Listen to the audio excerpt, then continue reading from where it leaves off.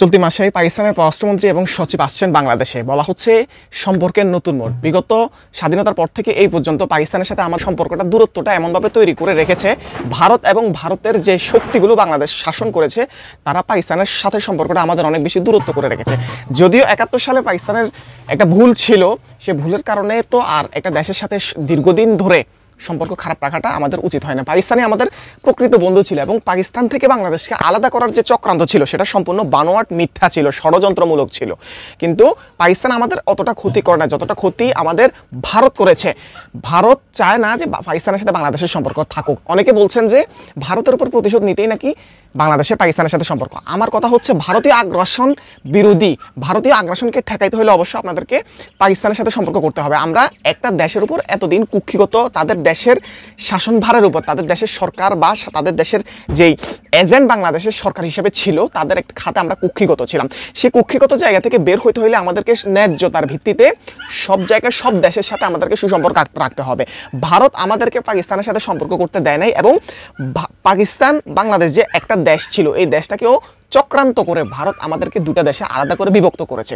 যে বৈষম্যগুলো দেখানো হয়েছে, যেই অসুবিধাগুলো বাংলাদেশ এবং পাকিস্তানের মধ্যে দেখানো হয়েছিল 1971 সালে, যেই বৈষম্যের ভিত্তিতে বাংলাদেশটাকে ভাগ করা হয়েছিল, সেই বৈশিষ্ট্যগুলো আসলে কিন্তু ছিল না, কিন্তু সেগুলো আমাদেরকে পাতানোভাবে দেখিয়ে আমাদেরকে বিক্ষুব্ধ করে দুইটা দেশকে, এই দেশটাকে পাকিস্তান, পূর্ব পাকিস্তান ও পশ্চিম পাকিস্তানকে আলাদা করেছে। এখন কথা হচ্ছে স্বাধীনতা 54 বছর এতদিন বাংলাদেশে কোনো জনসমর্থিত কোনো সরকার ছিল না, তাই ডক্টর মোহাম্মদ ইউনূস সাংঘাতিক রকমের একটা জনসমর্থিত সরকার।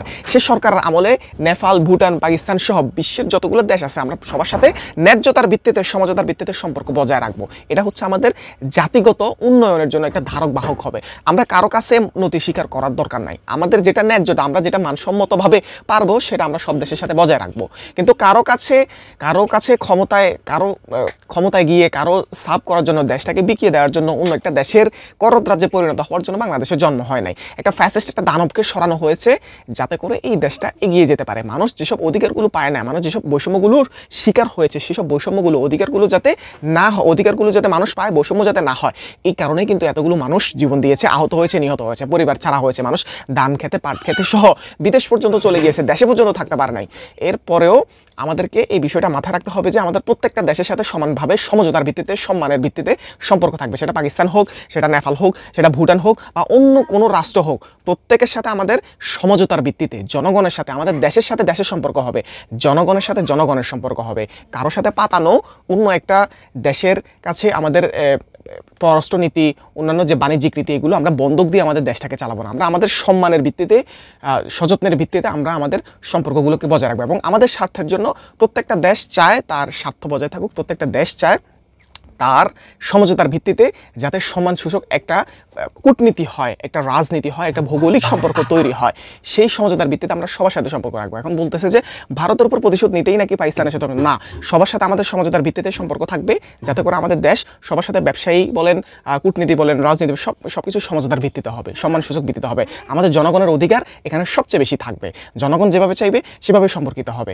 আপনি ক্ষমতা যাওয়ার জন্য আরেকটা দেশের কাছে নিজের স্বার্থ বিকিয়ে দিবেন, নিজের দেশটাকে একটা করদ রাজ্যে বানায় দিবেন, এটা হতে পারে না, এটা হবে না। এটা করছে বিদায় তাদেরকে দেশ থেকে পালা যাইতে হয়েছে। এখন আগামীতেও যারা সরকার আসবে তারাও যদি এরকম করে, মানুষের অধিকার নিয়ে চিনিমিনি করে, বৈষম্য করে, তাহলে তাদেরকেও কিন্তু সেম একই রকম, একই পথের প্রতীক হইতে হবে, একই ভাগ্য বরণ করতে হবে। এটা আপনাদেরকে মাথায় রাখতে হবে। যাক, আজকের মতো এখানে শেষ করছি। দেখা হবে পরবর্তী কোনো ভিডিওতে। সব ভালো থাকবেন, সুস্থ থাকবেন।